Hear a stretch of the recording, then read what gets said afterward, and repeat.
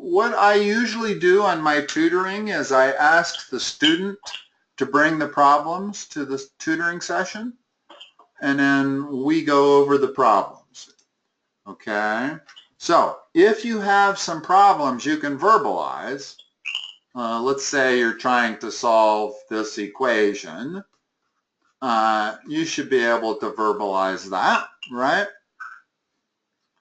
And then what happens is I write it on my drawing tablet here, and then we go through the solution of it, and me asking you what the first step would be. What would the first step of solving this be? You subtract 4 from both sides. Okay, and then what? And then you divide 3 from both sides. All right. Okay. Now, do you have some problems that you'd like to go over that you can verbalize? So we're doing, he had the test he just did recently, that he didn't do well on that test. He had the 57 out of 100. Okay. Does he have that test? Can we go over some of the problems he missed? Yeah, we have it. Okay. That's a good way to start. Why don't we start from where you want to start from, Clive? Why don't you give me the problems that you're not quite sure how to do, and we'll talk about them. Alright. So numbers,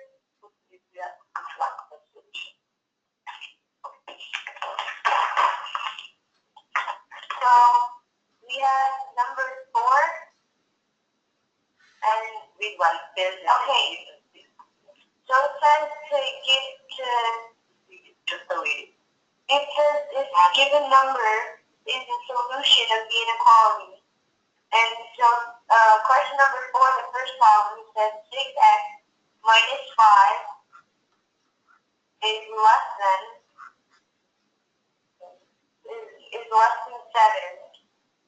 And then the number they gave us was 2. Okay. So is 2 part of that solution? That's what they're saying. Okay, well, let's look at this inequality. What's the first step in solving that? 6. We replace the x with 2? Not yet. Let's solve the inequality first. In other words, solve it much like you would solve an equation. Add 5 to both sides. Yes. So you get that. Divide both sides by 6 gives you that. Now, their question is that a solution to the inequality? Is it or not? Yes. Actually, no. In other words, this says x has to be less than 2. Not less than or equal, but less than 2. So 2 is not a solution to that. No. 1 would be, 0 would be, minus 1 would be, minus 100 would be, but not 2.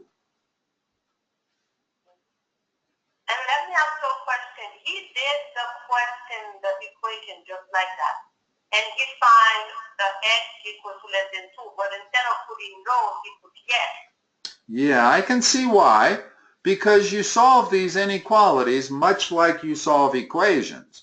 And if this was an equation, in other words, if I change it, let's turn it into an equation. Well, now the final answer would be x equal to. That looks correct. But because it's an inequality, it's not correct. In other words, there's a difference between an inequality and an equation. If I say x has to be less than 2, then 2 is not a solution. Only numbers less than 2 are solutions. Oh, so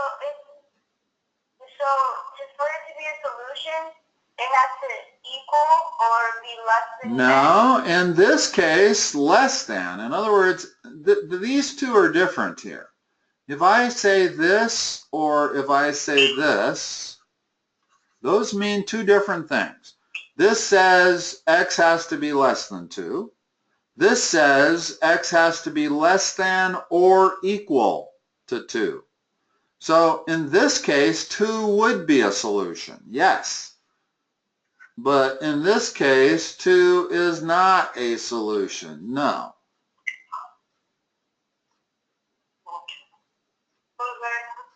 And you know how the teacher actually walked them through it. You know how that she did it? She put 6 x minus 5. Yeah. Yeah, no, he knows how to do that. He didn't have any problems doing that. The only place I see that Clive is getting confused is perhaps the difference between less than or less than and equal. Yeah. Okay, let me give him some examples. Let me say this. Is that a solution?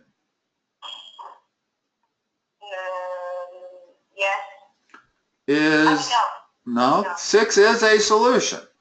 In other words, 6 is less than or equal to 7.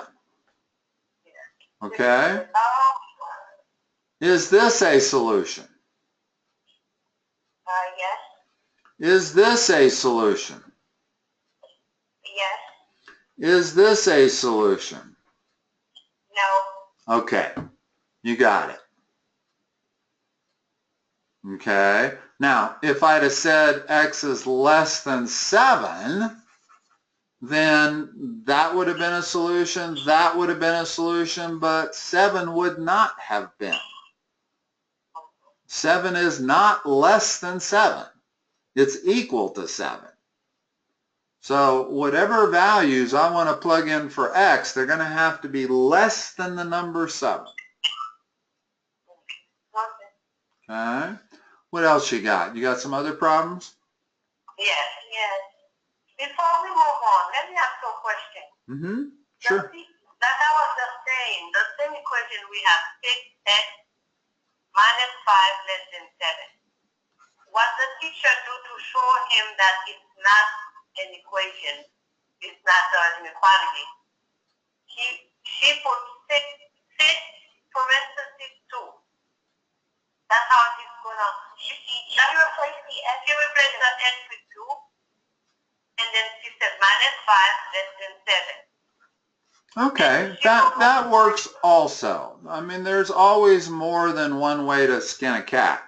Okay, so that gives us this, and then we get down to this, right? Is that a true statement, what I've circled?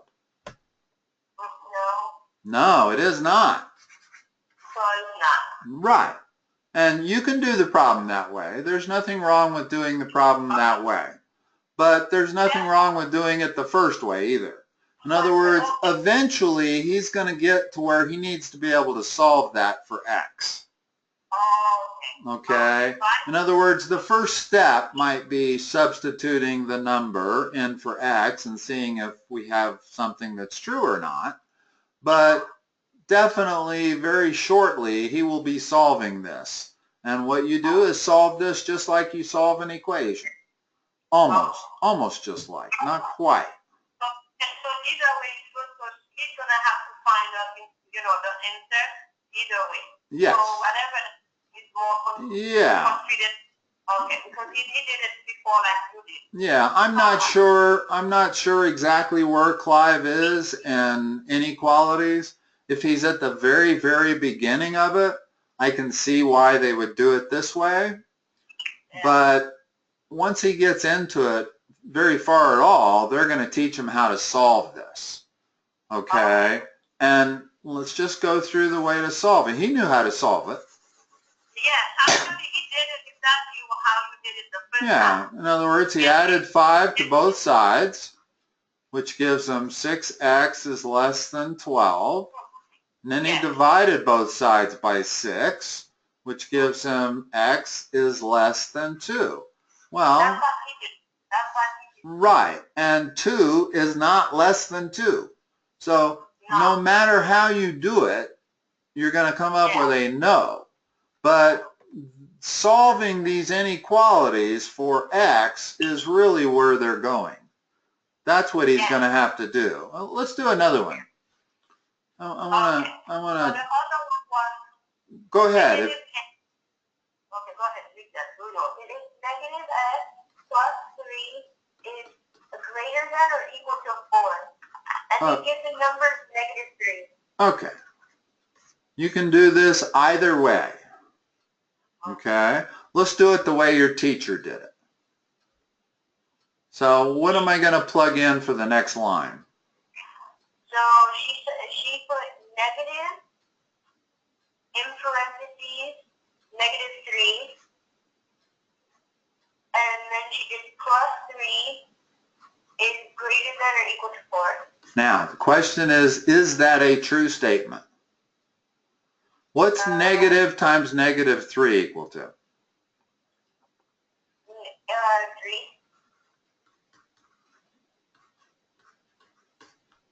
3. Is that a true statement? Yes. That's the answer. Yes, but he got it no. He put no, so he didn't understand why he did a yes, because he solved it right, but he just does not. Okay. Do you understand now why it's yes? I've been doing like my teacher.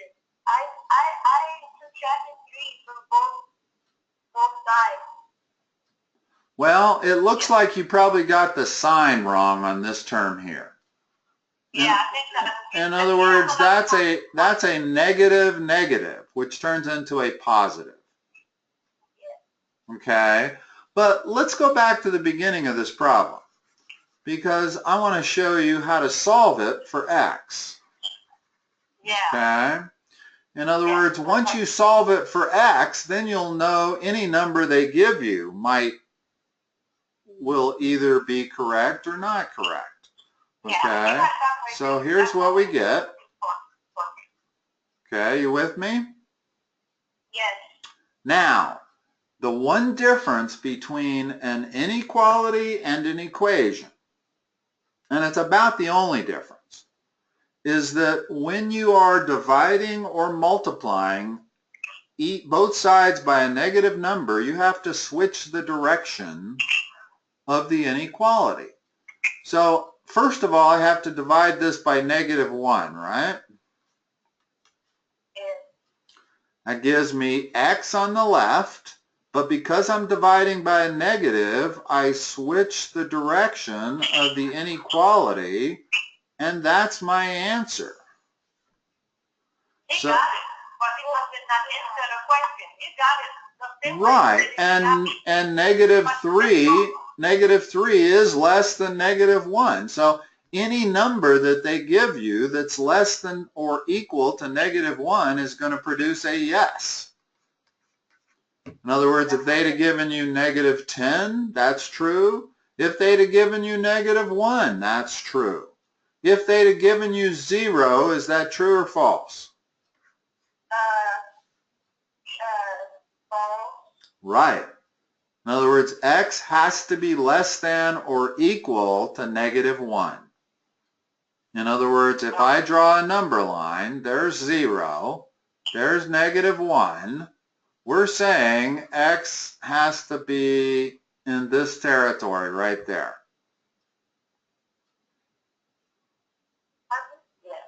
Okay? Now, notice the advantage of solving the inequality instead of inserting these numbers.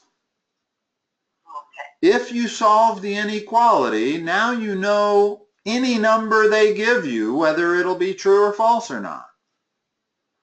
If you do the problem specifically for this number, then that's the only thing you know. So it's far better to solve the inequality for x. Far better. Because once you've got down to what I have circled down here, now they could ask you any number you want. Does 100 work? No. 100 is not less than or equal to -1. So there's a lot of advantages in doing it this way as opposed to doing it the way your teacher is having you do it. The way your teacher is having you do it, it only tells you whether -3 works or not. It doesn't tell you anything else about any other number. And like I said, you're almost certainly just beginning inequalities. And within 1 or 2 days, you're going to get to solving inequalities like I did here. Okay, that's coming up real shortly, and they won't be going back to this method here at all. This is a method that you would use only maybe when somebody is first starting to learn inequalities. And okay. The other problem he was having. I'm sorry, what, Carlene? Do we have time for one more? We don't actually. I do have a 4 o'clock that I have to get to. Okay. So I'm going to have to cut it short here. Let's see. Before I let you go, let's make sure you know my website, because you can schedule appointments on my website. Okay? In other words, if you go to this website and there's online scheduling, it'll show you exactly what my availability is. It will let you schedule a session and pay for it with PayPal. And I do require, for out-of-state students, I do require payment in advance of the session, okay? There's no charge for today's session, but everything else is $32 an hour.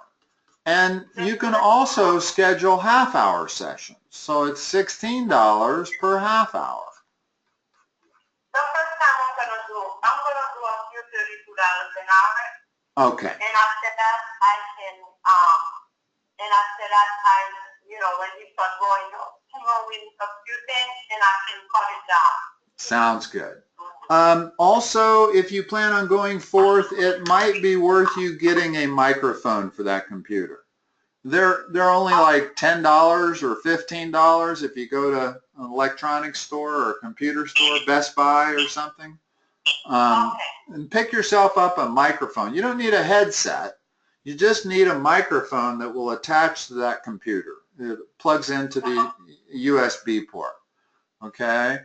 That kind of microphone. And then we won't have to use our phone, and the audio is actually much better if you're using a microphone. Because somebody calling me, so we don't have to be interrupted. Okay. So that's different. Okay. So I can just go and buy the microphone and then attach it to the phone. Sounds good. Not to the phone, but to the computer. Yeah. Yes. Right. Okay. Well, Clive, it was nice meeting you, and I hope I've been some help. And Carlene, I hope to talk to you guys later. Okay, definitely. I'm going to go and schedule an appointment as soon as possible, probably sometime for, I don't know, whatever your earliest. Okay. Sounds good. Thank you very much. You're welcome. Bye-bye.